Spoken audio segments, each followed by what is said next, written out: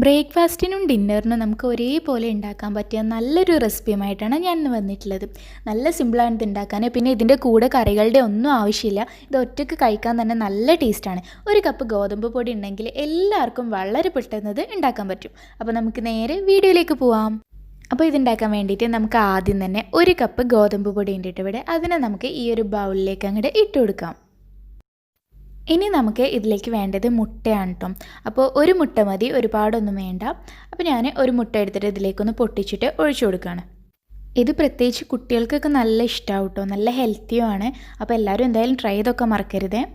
പിന്നെ നമുക്കിനി കുറച്ച് വെജിറ്റബിൾസ് ഇട്ട് കൊടുക്കാം. ഞാനിപ്പോൾ ഇവിടെ കുറച്ച് ക്യാരറ്റൊന്ന് ഇതേപോലെ ഗ്രേറ്റ് ചെയ്തിട്ട് എടുത്തിട്ടുണ്ട്. അതേപോലെ തന്നെ പിന്നെ നമ്മൾ ചേർക്കുന്നത് ക്യാപ്സിക്കാണ് കേട്ടോ. അപ്പോൾ ഇതൊക്കെ ഇതേപോലെ തന്നെ വേണമെന്നൊന്നും ആവശ്യമില്ല. നമ്മുടെ കയ്യിലുള്ളത് എന്താണോ അതിനനുസരിച്ച് നമുക്ക് ചേർത്ത് കൊടുക്കാം. അപ്പോൾ ക്യാപ്സിക്കം ഇതേപോലെ ചെറുതായിട്ട് കട്ട് ചെയ്തേ ചേർക്കാം. പിന്നെ ഞാൻ കുറച്ച് സവാള അതും ചെറുതായിട്ടൊന്ന് അരിഞ്ഞെടുത്തിട്ടുണ്ട്, അതും ഇട്ട് കൊടുക്കാം. ഇനി നമുക്ക് നമ്മൾ സാധാരണ ഇടുന്ന പോലെ തന്നെ മല്ലിയിലയും ഒന്ന് ചെറുതായിട്ട് കട്ട് ചെയ്തിട്ട് അതും കൂടെ ഇട്ട് കൊടുക്കാം. അപ്പോൾ നമ്മുടെ കയ്യിൽ ഏതൊക്കെ വെജിറ്റബിൾസ് ഉള്ളതെന്ന് വെച്ചാൽ അതിനനുസരിച്ച് നമ്മുടെ ഇഷ്ടത്തിനനുസരിച്ച് നമുക്ക് ചേർത്ത് കൊടുക്കാം കേട്ടോ. അല്ലാതെ ഇതന്നെ വേണം ഒരു നിർബന്ധമില്ല. ഇനി നമുക്കിതിലേക്ക് കുറച്ച് ചില്ലി ഫ്ലേക്സ് ചേർത്ത് കൊടുക്കാം. നമ്മുടെ ഉണക്കമുളകില്ലേ, അതൊന്ന് പൊടിച്ചെടുത്തത്. പിന്നെ ഞാനിവിടെ കുറച്ച് നമ്മുടെ ബേക്കിംഗ് സോഡ അല്ലേ, അതൊന്ന് ഒരു നുള്ളു മതി, ഒരുപാടൊന്നും വേണ്ട, ജസ്റ്റ് ഒരു നുള്ളു മാത്രം മതി, അത് ചേർക്കുക. പിന്നെ ആവശ്യത്തിന് ഉപ്പും കൂടെ ഇടാം. ഇത്രയും സാധനങ്ങളെ നമുക്ക് ആവശ്യമുള്ളൂ കേട്ടോ. അപ്പോൾ ഇത് പെട്ടെന്ന് രാവിലെയൊക്കെ തിരക്ക് പിടിച്ച സമയത്താണെങ്കിലും പെട്ടെന്ന് ഉണ്ടാക്കുക, കാരണം കറികളൊന്നും ആവശ്യമില്ല ഇതിലേക്ക്. ഇനി നമുക്ക് ആവശ്യത്തിന് വെള്ളം ഒഴിച്ചിട്ട് ഇതിന് നല്ലൊരു ദോശയുടെ ബാറ്ററല്ലേ ആ ഒരു പരുവത്തിലാക്കിയിട്ട് എടുക്കണം. ഒരുപാട് അങ്ങ് തിക്കുമല്ല, ഒരുപാട് ലൂസും അല്ലാത്ത രീതിയിൽ നല്ല കറക്റ്റ് നമ്മുടെ ദോശമാവിൻ്റെ ഒരു കൺസിസ്റ്റൻസിയിൽ നമുക്ക് ആക്കിയിട്ടെടുക്കാം. അപ്പോൾ അതിനനുസരിച്ച് ആവശ്യത്തിന് വെള്ളം ഇങ്ങനെ ചേർത്തിട്ട് നല്ലപോലെ ഒന്ന് മിക്സ് ചെയ്തിട്ട് എടുത്താൽ മതി കേട്ടോ. അപ്പോൾ ഈ ഒരു പരുവത്തിലാണ് നമുക്ക് വേണ്ടത്. പിന്നെ ഇങ്ങനെ ആക്കിയതിൻ്റെ ശേഷം ഒന്നും കൂടെ ഒന്ന് ഉപ്പ് നോക്കട്ടോ, കാരണം നമ്മൾ വെള്ളം ചേർത്തുകൊണ്ട് ചിലപ്പോൾ ഉപ്പ് കുറഞ്ഞിട്ടുണ്ടാവും. അപ്പോൾ ഉപ്പൊന്ന് ടേസ്റ്റ് ചെയ്ത് നോക്കിയിട്ട് കുറവാണെങ്കിൽ കുറച്ചുകൂടെ ആഡ് ചെയ്ത് കൊടുത്താൽ മതി.